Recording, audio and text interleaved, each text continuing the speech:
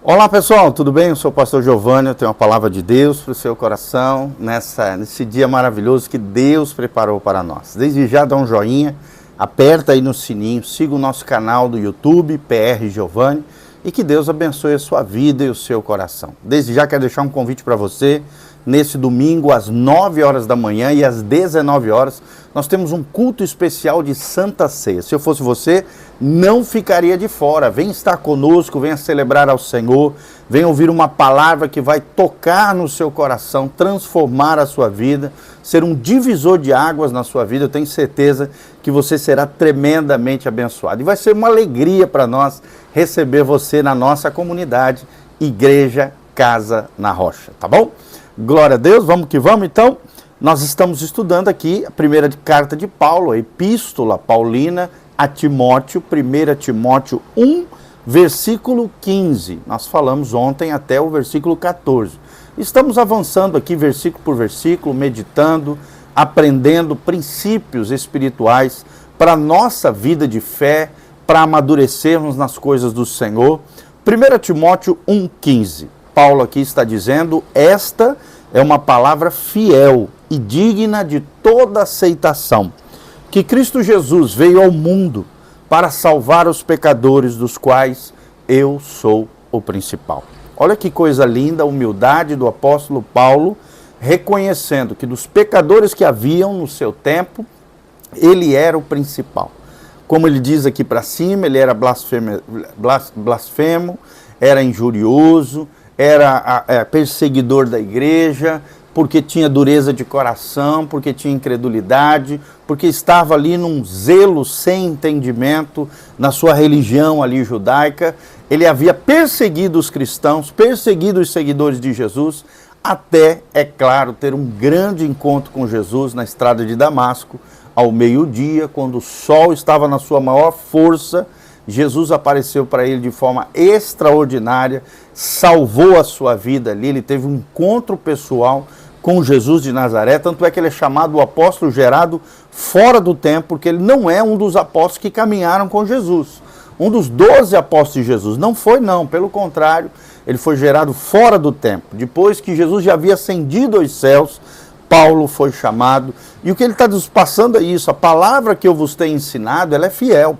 Ou seja, ela é fidedigna, ela é legítima, ela tem o selo de autenticação do próprio Cristo, porque o próprio Cristo havia respaldado o ministério apostólico do apóstolo Paulo, e digna de aceitação, ou seja, em outras palavras, Paulo está dizendo, e recebam de coração grato, de coração aberto. Isso que eu estou falando para vocês é a verdade, que Cristo veio ao mundo para salvar os pecadores. Essa é uma das frases mais extraordinárias que existe. Ao mesmo tempo é simples, Jesus Cristo veio salvar pecadores, das quais ele diz, eu sou o maior, sou o principal dentre eles.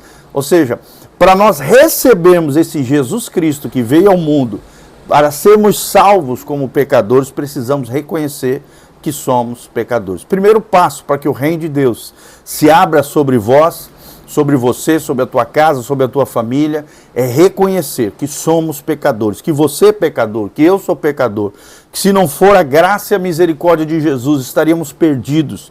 Se não fosse Jesus vindo a esse mundo, se encarnando, Filipenses 2,5 em diante ali, porque ele, sendo Deus, não teve por usurpação ser igual a Deus, antes a si mesmo se esvaziou, se humilhou, tomando a forma de servo, foi semelhante aos homens, foi obediente até a morte, morte de cruz, diz o texto ali em Filipenses 2. Por isso Deus o exaltou sobremaneira e lhe deu o nome que é sobre todo nome, da qual todo joelho se dobre e toda língua confesse que Jesus Cristo é o Senhor, para a glória de Deus Pai. Louvado seja o nome do Senhor. Jesus veio para te salvar.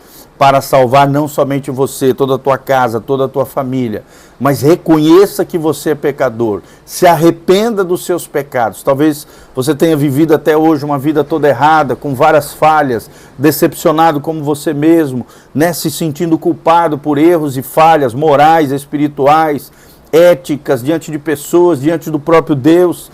Jesus Cristo veio a esse mundo para salvar homens e mulheres como você, como a mim, como a cada um de nós, pecadores, que reconhecem que são pecadores e se arrependem dos seus pecados, têm de Jesus a salvação e a purificação dos seus pecados. Olha o que diz o 16: mas por isso eu alcancei misericórdia, para que em mim, que sou o principal, Jesus Cristo mostrasse toda a sua longanimidade. Em outras palavras, está dizendo, olha, eu sou um exemplo, aqui o apóstolo Paulo dizendo, eu sou um exemplo de que Deus é misericordioso, de que Deus é longânimo. O que é longanimidade? É um longo ânimo. É alguém que tem um pavio longo, é alguém que é paciente, que tem longanimidade, mansidão, paciência com os pecadores. A misericórdia de Deus está disponível para você, querido. Onde a vida é a esperança para o pecador que se arrepende. Então, da mesma maneira que Deus salvou o apóstolo Paulo através de Jesus Cristo, de forma soberana e sobrenatural, também Jesus Cristo quer mostrar a sua paciência, longanimidade e misericórdia para com você e para comigo. E no final ele diz, para exemplo dos que haviam de crer nele para a vida eterna.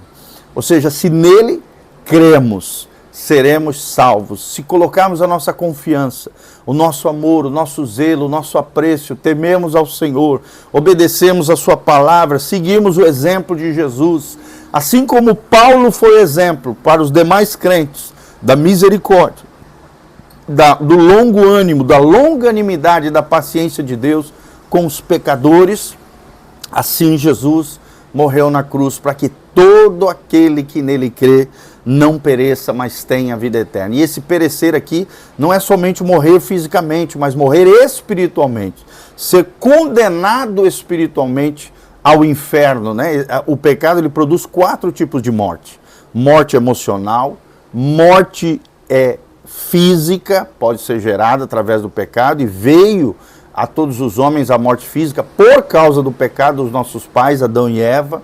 Morte espiritual, que é a alienação de Deus, o distanciamento entre Deus e os homens por causa do pecado. E a morte eterna, que é a pior de todas as mortes, quando os impenitentes, aqueles pecadores que não reconheceram que são pecadores, nem se arrependeram dos seus pecados, forem lançados no lago que arde com fogo e enxofre, para serem condenados por toda a eternidade, sofrerão os agravos eternos, a condenação eterna, o juízo eterno de Deus. Não serão aniquilados, mas serão condenados e julgados e punidos, onde haverá choro, ranger de dentes, o verme não morre, nem o fogo se apaga, a alma e o corpo ali serão consumidos por fogo eterno, fogo e enxofre, nesse lago terrível, descrito lá no final de Apocalipse, por toda a eternidade. É a morte eterna, a pior das 4 mortes: morte emocional, morte física, morte espiritual e morte eterna. Então não é o que Deus tem para você. Se você crer nele, a Bíblia diz, aquele que nele crê, ele não será confundido, não será decepcionado. A Bíblia diz, se com a tua boca confessares que Jesus Cristo é o Senhor e creres no teu coração que Jesus ressuscitou dentre os mortos, serás salvo. João 1,12 também diz, mas a todos quanto o receberam, o quem? Jesus Cristo. A estes Deus lhe deu o poder de serem chamados filhos de Deus, a saber os que creem no seu nome. E Romanos 5,8 também diz que, mas Deus prova o seu amor para conosco, tendo morrido Cristo Jesus por nós, sendo ainda pecadores. Ou seja, a morte de Jesus veio na nossa condição mais vil, mais horrenda, mais pecaminosa. E por amor a nós, ele morreu na cruz do Calvário, para que, se cremos nele, tenhamos, através dele, pelos seus méritos, pela sua graça, pela sua misericórdia, pelas suas compaixões, vida eterna diante do Senhor. E ele termina dizendo, ora, ao Rei dos séculos, imortal, invisível, ao Deus único, sábio, seja a honra e glória para todos sempre. Amém. Então ele termina, depois dele falar que aqueles que haviam de crer nele vão desfrutar de vida eterna, ele termina com um grande momento ali de êxtase espiritual, de louvor e adoração diante de Deus, dizendo, ao Rei dos séculos, ao Rei dos reis, Senhor dos senhores, Jesus de Nazaré, aquele que é imortal, aquele que tem a própria imortalidade, como essência do seu próprio ser, como uma faceta do seu próprio caráter, da sua própria virtude, da essência de quem Deus é, a imortalidade.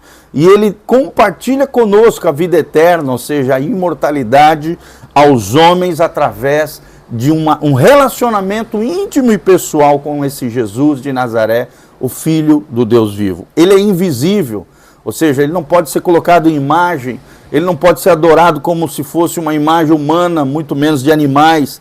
Ele é invisível, mas é o único Deus, o Deus único, o Deus sábio. A ele seja toda honra e glória para todos sempre. Que você honre e que você glorifique a esse único Deus verdadeiro. A Bíblia diz, e a vida eterna é essa, que conheçam a ti, João 17,3.